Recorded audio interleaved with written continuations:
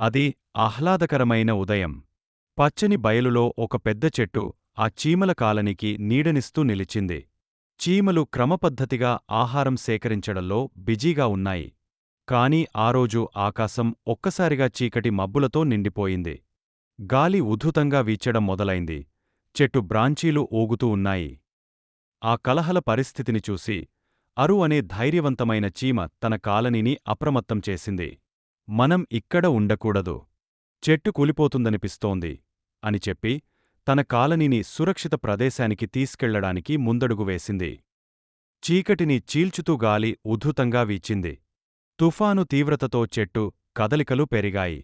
చీమలు అరుకి మాట వినడంతో వరుసగా కొత్త ప్రదేశానికి కదిలాయి. కాని కొన్ని చీమలు ఇంకా చెట్టు వద్ద ఉండిపోయాయి. ఒక పెద్ద శబ్దంతో చెట్టు కూలింది. ఆ విపత్తులో చిక్కుకున్న చీమలను కాపాడడానికి అరు తిరిగ వెళ్ళింది. తన ధైర్యం, తెలివితో చివరికి ఆ చీమలను సురక్షితంగా రక్షించింది. తుఫాను ఆగిన తర్వాత చీమలు కొత్తగా గృహాలను నిర్మించడం ప్రారంభించాయి. తమ నాయకత్వం, ధైర్యంతో కాలనీని రక్షించిన అరుకి కాలనీ మొత్తం నాయకగా ఘనంగా సత్కరించారు.